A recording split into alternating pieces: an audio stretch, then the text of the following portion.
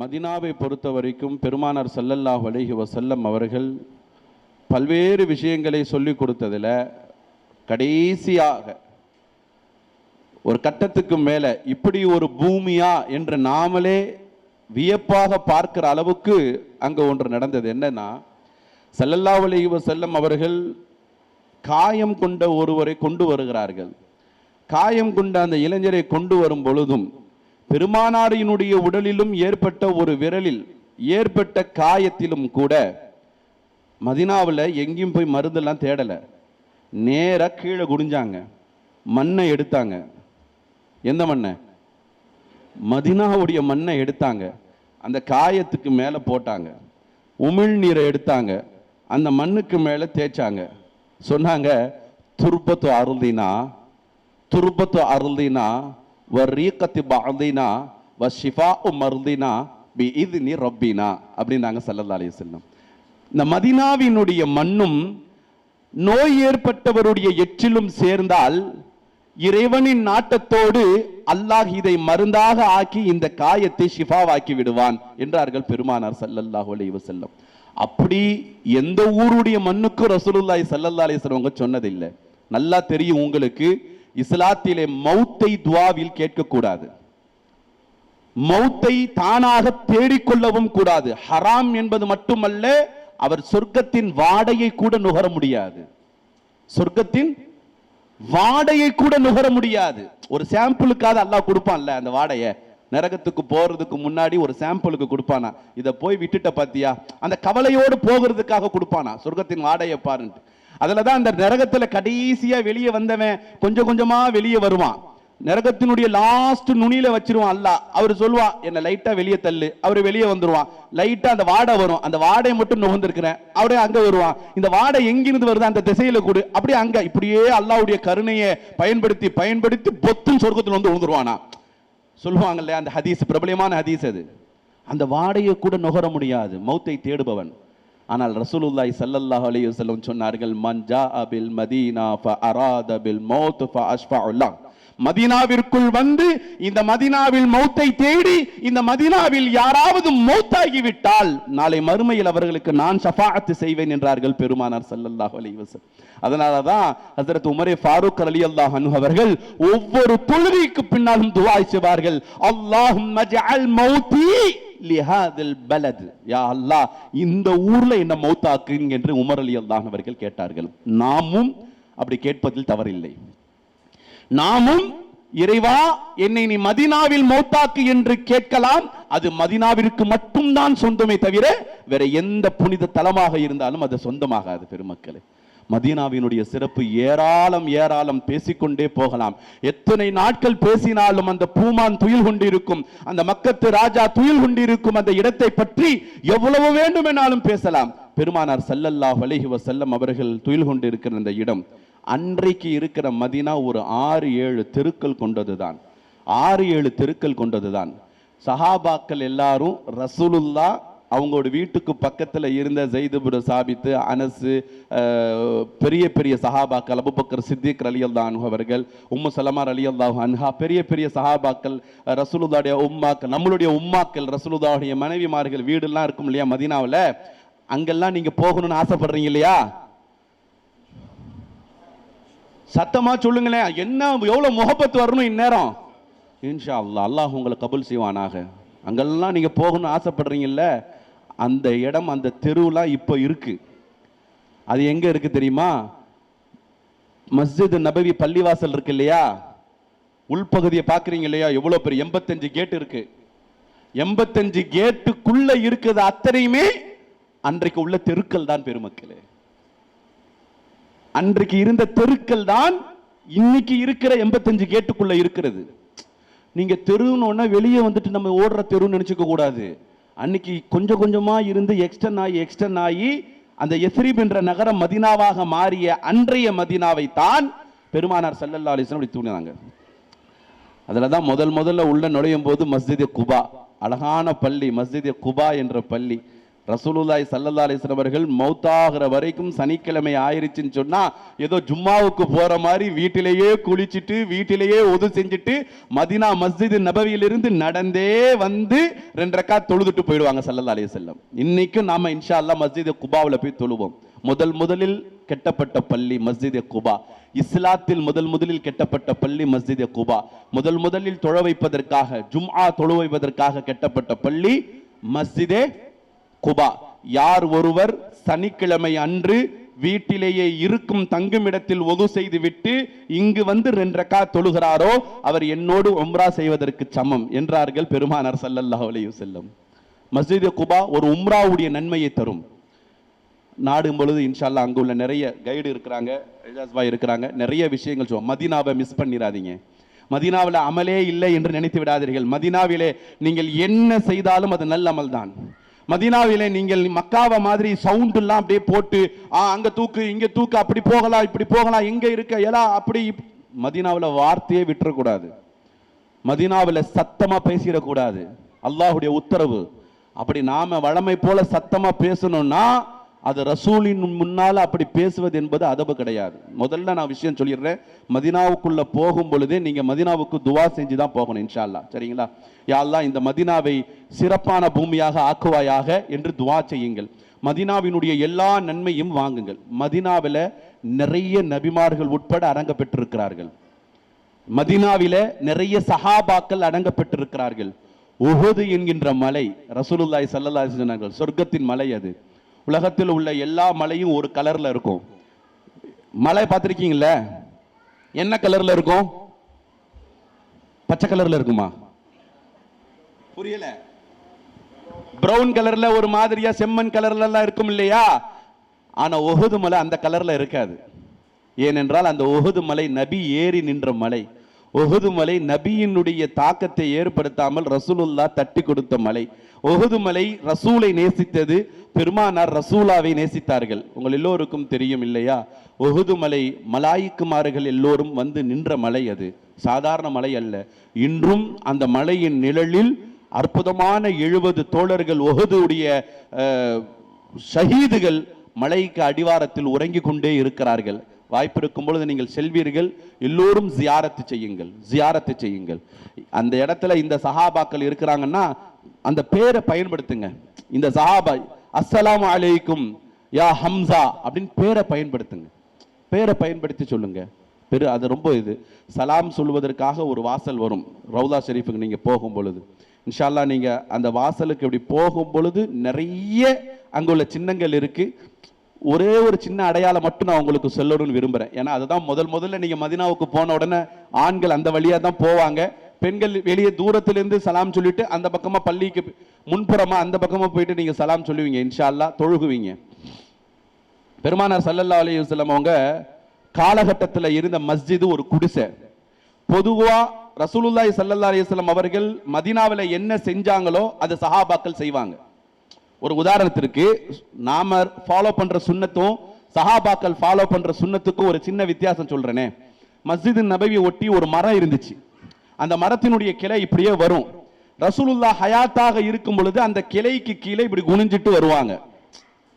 கிளை இடிச்சிரும்ல, அப்படி ஒரு குனிஞ்சிட்டு வருவாங்க. சஹாபாக்களும் ரசூலுல்லாஹ்வுடைய பாதத்திற்கு பின்னாலேயே வருவாங்க. ரசூலுல்லாஹ்வுடைய பின்னாடியே ஃபாலோவர்ஸ். நம்மள மாதிரிலாம் நம்ம தான் சும்மா நம்மலாம் முஸ்லீம் ஃபாலோவர்ஸ் ஆஃப் ப்ராஃபட் அப்படிங்கிறோம். நம்ம எல்லாம் ஃபாலோவர்ஸே கிடையாது. அதில் 2% தான் ஃபாலோ பண்ணுறோம். சஹாபாக்கள் உயிருக்கு உயிராக ஃபாலோ பண்ணுவாங்க. உயிருக்கு உயிராக. பல நேரங்களிலே பெருமானார் செய்த ஒது பூமியிலே வந்து படவே படாது. தண்ணி ரசூலுல்லாஹ்வுடைய ஒது இருக்கே பூமியிலே வந்து படாது. ஒது செய்து இப்படி முடிப்பார்கள். கீழே ஒரு கை வந்து நிற்கும். சஹாபாக்கள் அதிலிருந்து அந்த தண்ணீர் கீழே விழும். மீண்டும் ஒரு கை வந்து நிற்கும். சஹாபாக்கள் அதிலிருந்து ஒரு சொட்டு கீழே விழும். கடைசி சொட்டு விழும் வரைக்கும் அதை பிடித்துக் கொள்வார்கள். ரசூலுல்லாஹ்வுடைய மேனி அவ்வளவு சுத்தமான மேனி. மரத்தை நீக்கிட்டாங்க, ரசூலுல்லாஹ்வும் மறைஞ்சிட்டாங்க. ஆனா பெருமானாரோடு இருந்த சஹாபாக்கள் மஸ்ஜித் நபவிக்கு தொழுக வரும் பொழுது அந்த இடத்துல மரம்லாம் இருக்காது. ஆனா குனிஞ்சுதான் வருவாங்க. குனிந்துதான் வருவார்கள். ஏன்? மரம் இருந்ததோ இல்லையோ அதெல்லாம் அப்புறம். இன்னைக்கு உள்ள நவீனவாதிகள் என்ன சொல்லுவாங்க தெரியுமா? மரம் இருந்துச்சு குனிஞ்சாங்க, மரம் தான் இல்லல்ல, நீ நின்று வரலாம்ல. சஹாபாக்கள் அப்படி இல்லை. மரமே இல்லை என்றாலும் இந்த இடத்தில் பெருமானார் குனிந்தார்கள், நாங்களும் குனிவோம். உமர் ரலியல்லாஹு அன்ஹு காலகட்டத்தில் அது நடந்தது. மஸ்ஜித் நபவியில ஈச்சமர கட்டையை பிடிச்சிட்டு வச்சிருந்தாங்க. இந்த உருட்டை கட்டையை வச்சு தானே சேர்த்து பள்ளி கட்டி இருப்பாங்க. ஒரு கட்டை மட்டும் பெருசா இருக்கும், நீட்டா இருக்கும், உயர்ந்த இடத்துல இருந்து வரும். ரசூலுல்லாஹ்வுடைய வஃபாத்துக்கு பின்னால, சையதுனா அபூபக்கர் சித்திக் ரலியல்லாஹு வஃபாத்துக்கு பின்னால உமர் ரலியல்லாஹு அன்ஹுடைய ஆட்சி நடக்கும் பொழுது அந்த கட்டையை உருவிட்டாங்க. மக்களுக்கு எல்லாம் இடைஞ்சலா இருக்கு, போறவங்களுக்கு எல்லாம் வழியை தடுக்குதுன்னு ஒரு உருவு. அப்போ உபய் இப்னு கஅப் ரலியல்லாஹு அன்ஹு அவர்கள் நீதிபதியாக இருக்கிறாங்க. ஊர்ல காசி, நம்ம காசி இருக்கிறார்ல சலாஹுத்தீன் அய்யூப், அந்த மாதிரி அந்த ஊர்ல ஒரு பெரிய காசி. உபய் இப்னு கஅப் குர்ஆனினுடைய ஆகப்பெரிய உஸ்தாது. உமர் இஸ்லாத்துக்கு வந்ததுக்கு காரணமே உபய் இப்னு கஅப் தான் ரலியல்லாஹு அன்ஹுமா. அப்பாஸ் ரலியல்லாஹு அன்ஹு அனுப்புறாங்க, பா ஆட்சி பண்றாங்க, எல்லாம் ஓகே, ஹக்கு எல்லாம். ரசூலுல்லாஹ்வுடைய காலகட்டத்தில் இருந்த மஸ்ஜித் நபவியினுடைய கட்டைய உருவுறதுக்கு உமருக்கு யாரு ரைட்ஸ் கொடுத்தா அப்படின்னு ஒரு கடிதம். அப்பாஸ் ரலியல்லாஹு வந்து பார்த்துட்டு உமர்கிட்ட பேசுறாங்க, உங்க மேல ஒரு பெட்டிஷன் வந்திருக்கு. நானா? அமீருல் மோமினின் ஹலீஃபா மேலையா? ஆமா. என்ன? உங்களுக்கு யாரு இந்த ரைட்ஸ் கொடுத்தா? மஸ்ஜித் நபவியினுடைய அந்த கட்டைய உருவாக்குறதுக்கு யார் ரைட்ஸ் கொடுத்தா? இல்ல, மக்களுக்கு எல்லாம் போறதற்கு ரொம்ப இடைஞ்சல. காசி அங்க கோவப்படுறாரு, உபய் கோவப்படுறாரு, நீங்க ஒழுங்கா அதை சொறிவிடுங்க. உடனே நேரா போய் எடுத்த கட்டையை கொண்டு போய் மறுபடியும் என்ன செஞ்சாங்க? உமர் ரலியல்லாஹு தங்களுடைய கையாலேயே எடுத்து சொருவினாங்க, அழுது கொண்டே, நான் பெரிய தப்பு பண்ணிட்டேனே, பெருமானார் இருக்கும் பொழுது இருந்த அந்த கட்டையை என் கையால் நான் உருகி விட்டேனே என்று வருத்தத்தோடையே உள்ளே சொருகி வைத்தார்கள். இன்னைக்கும் நீங்க சலாம் சொல்ற வாசலுக்குள்ள போகுவீங்கல்ல, கதவை திறந்த உடனே மேல இருக்கக்கூடிய ஆயத்துல ஒரு ஆயத்தை எழுதியிருக்கும், ஃபத்தகு நியா உலில் அல்பாப் அப்படின்னு இருக்கும். அதுல நூனுல ஒரு பெரிய ஓட்டை இருக்கும். நீங்க பார்த்துட்டு அங்க இன்னும் ஏதோ கட்டிட வேலை நடக்குது அப்படின்னு நீங்க நினைப்பீங்க இல்லையா? அந்த நூனுடைய ஓட்டையத்தான் சொல்றாங்க, உமர் உருகி தீம்பு சுருகி வச்ச கட்டையினுடைய ஓட்டையை அதுல வேற யாரும் எதையும் அடைக்க கூடாது கியாமத் வரைக்கும் என்று இன்னைக்கும் அதை ஃபாலோ பண்ணிக்கிட்டு இருக்கிறாங்க. மதீனாவினுடைய ஒவ்வொரு விஷயங்களும் இன்றும் நீங்கள் அங்கு இருந்தால் பார்க்க முடியும். மதீனா அவ்வளவு சிறப்பு பெருமக்களே. மதீனாவை யாரும் மிஸ் பண்ணாதீங்க. சலாம் சொல்லுங்க. எப்படி ரசூலுல்லாஹ்வுக்கு சலாம் சொல்லணும் நிறைய பேர் உங்களுக்கு சொல்லி கொடுத்துப்பாங்க. நீங்க எப்படி சொல்லுவீங்க? சும்மா நீங்க சொல்லுங்க, அஸ்ஸலாமு அலைக்கும் என்று நாம சொல்ற மாதிரி சொல்லக்கூடாது. சலாம் சொல்ல போகும் பொழுது குளிச்சுக்கணும், ஹலாலான உணவு உண்ணணும், ஹலாலான உடையை எடுத்துட்டு போங்க. நீங்க ஹஜ்ஜிலையும் மேக்சிமம் அப்படிதான் போவீங்க. அல்லாஹ் உங்களை பேணுதலாக ஆக்கி உங்கள் ஹஜ்ஜை கபூல் செய்வானாக. ஹலால் விஷயத்தில் பேணுதலாக இருங்க. 1000 செலவு பண்ணி 10 பைசா பிரயோஜனம் கிடையாது. அந்த எஹராம் ஆடை நம்ம மூஞ்சில தூக்கி மலாக்குகள் எரிஞ்சிடக்கூடாது. ஹலால்லே போங்க. ரசூலுல்லாஹ் அப்படிப்பட்ட ஒரு சுத்தமான நிலையில போங்க. அது காசு இல்லை, நான் எப்படி வந்து சுத்தமான ஆடை வாங்க முடியும்னா, நீங்க எவ்வளோ நிலையில இருந்தாலும் ரசூலுல்லாஹ்வுக்கு நம்ம நறுமணமாகத்தான் இருப்போம், அதில் மாற்று கருத்தே கிடையாது. ஆனால் அவர்களை பார்க்கும் பொழுது கம்பீரமாக கண்ணியமாக போங்க. ரசூலுல்லாஹ்ட்ட போகும் பொழுது அங்க போய் இப்படி போய் நிற்க கூடாது.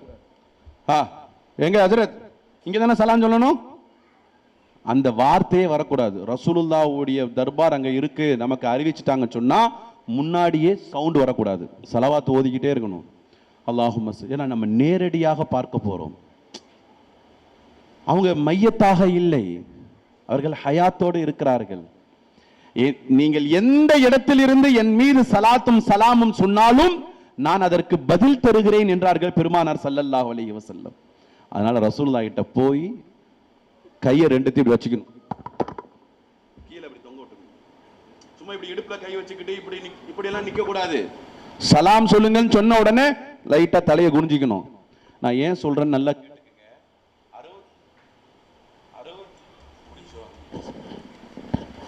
63 ஆண்டு காலங்கள் இருந்தாங்க இல்லையா ரசூலுல்லாஹ்வே. கார்ட்டூன், ரசூலுல்லாஹ்வுடைய கார்ட்டூன் யாருக்காவது தெரியுமா? அவங்களுடைய உருவம் யாருக்காவது தெரியுமா? தெரியாது இல்லையா? ரசூலுல்லாஹோடு நெருங்கி இருந்த 10 வருஷம் இருந்த அனஸா இருக்கட்டும், ஸைத் இப்னு சாபித் ரலியல்லாஹு அன்ஹு இருக்கட்டும், எவ்வளவு பெரிய சஹாபாக்கள் இருக்கட்டும், பெருமானார் ஸல்லல்லாஹு அலைஹி வஸல்லம் அவர்களை முழுமையாக பார்த்தவர்கள்ங்கிறது 4-5 பேர் தான். நான் சொல்றது புரியுதுங்களா? ஸல்லல்லாஹு அலைஹி வஸல்லம் அவர்களை முழுமையாக நெற்றியோடு, முடியோடு, கண்களோடு, மூக்கோடு, வாயோடு, கழுத்தோடு, இப்படி உடம்போடு, அப்படி ஃபுல் ஸ்ட்ரக்சரா பார்த்த சஹாபாக்கள் பாத்தீங்கன்னா ஒரு 5-6 பேர் தான். எல்லாராலும் ரசூலுல்லாவை நேரடியாக பார்த்திட முடியாது. இப்படி ரசூலுல்லாவை இப்படி பார்ப்பாங்க. நிறைய சஹாபாக்கள் சொல்றாங்க, நான் உதடு வரைக்கும் தான் ரசூலுல்லாவை பார்த்திருக்கிறேன். ஏன்னா அதற்கு மேல் என் கண் உயர பயப்படும். அந்த கண்ணை எப்படி பார்ப்பேன்? என் உள்ளமெல்லாம் கருமையாக இருக்க, பாவம் செய்த என் உள்ளத்தோடு அந்த புனிதமான வதத்தை பார்க்கிற அந்த சக்தி அல்லாஹ் எனக்கு கொடுக்கவே இல்லை. நிறைய பேருக்கு தெரியாது. ஸைத் ரலியல்லாஹு அன்ஹு அவங்கள்ட்ட தான் கேட்டாங்க, அவங்க புருவம் எப்படி இருக்குன்ட்டு. வில்லை அம்பை வெளியே செலுத்தும் வில்லை போன்ற அவர்கள் புருவம் வந்து வளையும். ஆனால் அந்த அம்பை கூட கோணல் இருக்கும். ரசூலின் புருவத்தில் ஒரு சின்ன கோணல் கூட இருக்காது என்று சொல்கிறார்கள். அனஸ் ரலியல்லாஹு அன்ஹு அவர்கள் சொல்கிறார்கள், பெருமானார் ரசூலினுடைய நிறம் ஆக வெண்மையும் சிவப்புமாக இருக்காது. ரசூலினுடைய நிறம் பார்ப்பவர்களுடைய கண்களுக்கு எவ்வளவு அழகுபடுத்துமோ அத்தனை அழகும் அது வெளியே வரும். ரசூலினுடைய ஒரு தடவை பார்த்த முகம், ஒரு தடவை ரசூலுல்லாஹ்வுடைய முகத்தை பார்த்துட்டா, சொல்றது புரியுதா? வெறும் ஒரு தடவை பார்த்துட்டா துன்யாவில் அவன் எதையுமே பார்க்க தேவையில்லை, ஒட்டு மொத்தத்தையும் அவன் பார்த்து விடுவான். அதனால தான் ஆயிஷா அம்மா சொன்னாங்க, ரசூலுல்லாஹ் மடியில வச்சுக்கிட்டு, ஆயிஷா அம்மா ரசூலுல்லாஹ்வுடைய மடியில வச்சுக்கிட்டு, மாலை நேரம் அது நல்ல முழு நிலவு நிக்குது.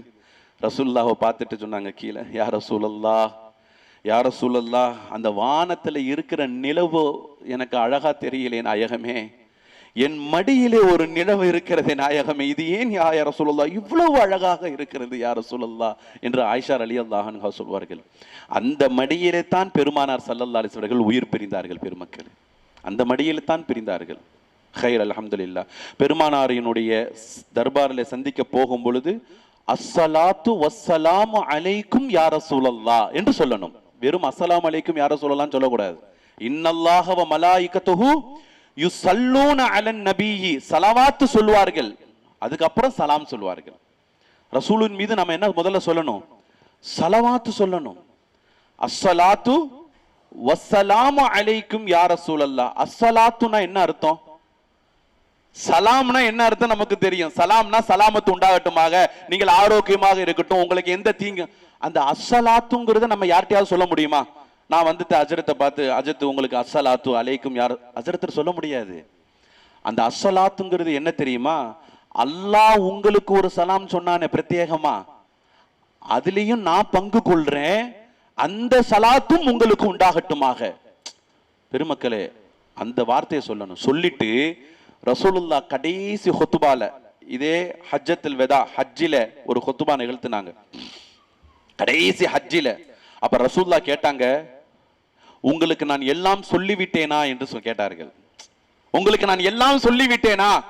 இந்த 63 ஆண்டு காலங்கள் ஒரு மனிதன் வாழ்வதற்கான ஈமானின் உணர்வுக்கு தேவையான எல்லாவற்றையும் சொல்லிவிட்டேனா? இறைவன் எதை எத்தி வைக்க சொன்னானோ அத்தனையும் சொல்லிவிட்டேனா என்று மீண்டும் மீண்டும் கேட்டார்கள் சஹாபாக்கள். ஆம் யா ரசூலல்லாஹ். அப்ப ரசூலுல்லாஹ் கேட்டது முழு உம்மத்திடமும் கேட்டாங்க. அதனால நாம சலாத்தும் சலாமும் சொன்ன பிறகு நம்ம ரசூலுல்லாஹ்ட்ட சொல்லணும், மன ரீதியாக நம்மளா பேசிக்கணும். யா ரசூலல்லாஹ், நீங்க எதை கொண்டு வந்தீங்களோ அதை முழுமையாக நீங்கள் சொல்லி முடித்து விட்டீர்கள் யா ரசூலல்லாஹ். அதை நான் காது கொடுத்து கேட்டேன் யா ரசூலல்லாஹ், நானும் அதற்கு சாட்சி பகுகிறேன். இப்படி பேசணும் சலாத்து சொல்லிட்டு. சும்மா சலாத் சலாம் சொல்லிட்டு வந்துடக்கூடாது. டைமும் இருக்காது, அந்த கூட்டத்துல உங்களை அப்படியே தள்ளிட்டே போயிருவாங்க. டக்குன்னு நீங்க பக்கத்துல பாத்தீங்கன்னா சையதுனா அபூபக்கர் சித்திக் ரலியல்லாஹு அன்ஹு இருப்பாங்க. சையதுனா அபூபக்கர் சித்திக் சாதாரணமான ஆளு கிடையாது, பெரிய ஆளு. ரசூலுல்லாஹ்வை முழுமையாக பார்த்தது மட்டுமல்ல, ரசூலுல்லாஹ்வாக வாழ்ந்ததே அவங்க தான்.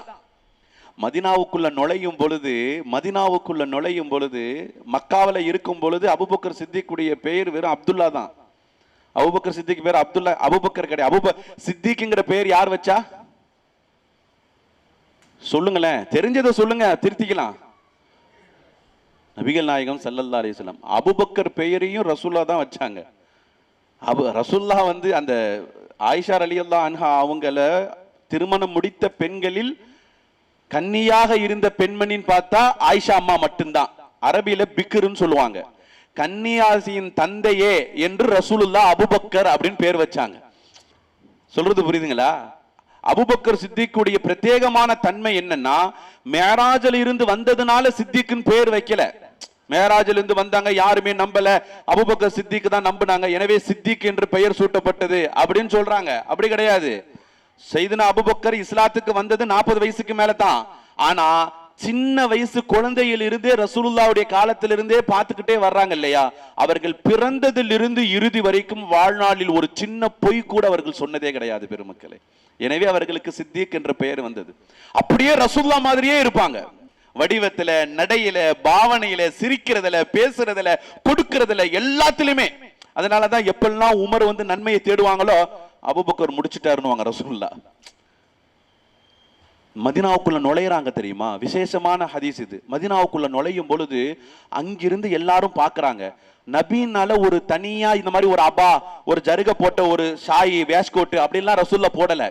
எல்லாரும் மாதிரி சாதாரணமா வர்றாங்க. ஒருத்தர் போய் சொல்றாரு, 2 பேரும் ஒரே மாதிரியே இருக்கீங்க. யார்கிட்ட? அபூபக்கர் சித்திக்கிட்ட. மதீனாவுக்குள்ள போறீங்க, அன்சாரிகள் இதுவரைக்கும் ரசூலுல்லாஹ்வை நிறைய பேர் பார்த்ததில்லை, பார்க்காமலேயே ஈமான் கொண்ட பெரும் சீதேவிகள் இருக்கிறார்கள், முதலில் பார்க்க இருக்கிறார்கள். 2 பேர் ஆக்ஷனும் ஒரே மாதிரியே இருக்கு, நடையும் ஒரே மாதிரி இருக்கு, பார்வையும் ஒரே மாதிரி இருக்கு. ஏதாவது வேறுபடுத்தி காட்டுங்க, இவங்க தான் ரசூலுன்னு தெரியணும்ன்றது. உடனே செய்தன அபூபக்கர் சித்திக் அந்த பாலைவன பூமியிலே மேனியிலே இருந்த அந்த துண்டை களைந்து ஹிஜ்ரத்துடைய பயணம் நிறைவு செய்த நேரத்தில் மதீனாவிற்குள் நுழையும் பொழுது ரசூலின் தலையின் மீது கொடை போன்று பிடித்தார்கள். இவர்கள் தான் ரசூல் என்று தெரியட்டும், நிழல்படும் இந்த முகம் இனி வாழ்நாளில் எல்லோருடைய வாழ்க்கையில் நிழல்படட்டும் என்று செய்தன அபூபக்கர் இப்படியே தங்களுடைய மேலாடை இப்படி பிடிச்சிட்டே வந்தாங்க. அதை வச்சுதான் தெரிஞ்சிட்டாங்க, விஐபியா வர்றவர் அவர் தான் போல இருக்கு, அவங்க தான் ரசூல் போல இருக்குதுன்னு எல்லாரும் தெரிஞ்சுக்கிட்டாங்க. அப்படி இல்லைன்னா நிறைய பேர் சையதுனா அபூபக்கர் சித்திக்க தான் கூப்பிடும் பொழுதே யார் ரசூலுல்லாஹ்னு கூப்பிடுவாங்களாம். திரும்பி பார்த்தா ரசூலுல்லாஹ் எங்க அப்படின்னு கேட்பாங்களாம். இதோ கீழே படுத்துக்கிட்டு இருக்காங்க பாருங்க. முதுகெல்லாம் பேரித்தம்பலத்தினுடைய அந்த ஈச்ச மரத்தினுடைய அச்சி அப்படியே இருக்கு இல்லையா, இதுதான் ரசூல். இவரை தேடியா நான் ஷாமில் இருந்து வந்தேன், இவரை தேடியா மிஸ்ரில் இருந்து வந்தேன், எங்க ஊர்ல மன்னருக்கு போடுற மாதிரி அந்த சிம்மா. இவர்கள் எல்லோருக்கும் சமமானவர்கள் என்று சொல்வார்கள் செய்தன அபூபக்கர் சித்திக் ரலியல்லாஹு அன்ஹு. பெருமக்களே, ஹைர் சலாவத். அதனால அபூபக்கர் சித்திக்கு சலாம் சொல்லுங்க. அஸ்ஸலாமு அலைக்கும் யா அபா, அவங்களுக்கு அஸ்ஸலாமு அலைக்கும் யா அபூபக்கர் சித்திக் என்று சொல்லுங்கள். அடுத்து யார் இருப்பா? சும்மா சொல்லுங்க. உமர் ரலியல்லாஹு அன்ஹு இருப்பாங்க. நாம சொல்றோம் உமர்ன்ட்டு, ஆனா உமர் ரலியல்லாஹு அன்ஹு காலகட்டத்தில் நாமள மாதிரி பயான்ல உமரு இப்படி நீங்க எல்லாம் சொல்ற மாதிரிலாம் யாரும் அந்த பேரை சொல்ல முடியாது. உமர் ரலியல்லாஹு அன்ஹு அவங்கள தன்னை உமருங்கிறத தவிர வேற யாரும் சொன்னதையும் விரும்புவதில்லை. உமர் ரலியல்லாஹு அன்ஹுடைய மகன் கூட, வீட்டில் இருக்கிற மனைவி கூட அமீரில் முஃமினீன் தான் சொல்லுவாங்க. உமர் ரலியல்லாஹு அன்ஹு அவர்களை அமீரில் முஃமினீன் என்று சொல்வதை தான் அவர்கள் நேசிப்பார்கள். அதனால அஸ்ஸலாமு அலைக்கும் யா உமர்னு போய் சொல்லிடாதீங்க. செய்தன அபூபக்கருக்கு சொன்ன மாதிரி ஸல்லல்லாஹு அலைஹி சொல்லுவாங்கல்ல, நான் ஒரு பெரிய மாளிகைக்கு போனேன், அந்த மாளிகைக்குள்ள போகலான்னு உள்ள போயிட்டேன், சபையில இருக்கும் பொழுது டக்குன்னு காலை வச்ச உடனே நான் வெளியே வந்துட்டேன், அல்லாஹ் எனக்கு எல்லா அனுமதியும் கொடுத்தான், ஆனா நான் உள்ள போகல. எனக்கு தெரிஞ்சு சொர்க்கத்துல அதுதான் ஆக சிறந்த மாளிகை. இருந்தவங்க எல்லாம் கேட்பாங்க, யார ரசூலல்லாஹ் நீங்க உள்ள போயிருக்கலாமே, யார ரசூலல்லாஹ் போகலாம் தான் நினைச்சேன், இந்த மாளிகை யாருக்குரியதுன்னு கேட்டேன், அது வேற யாருக்குரியதாக இருந்திருந்தால் நான் உள்ளே போயிருப்பேன்.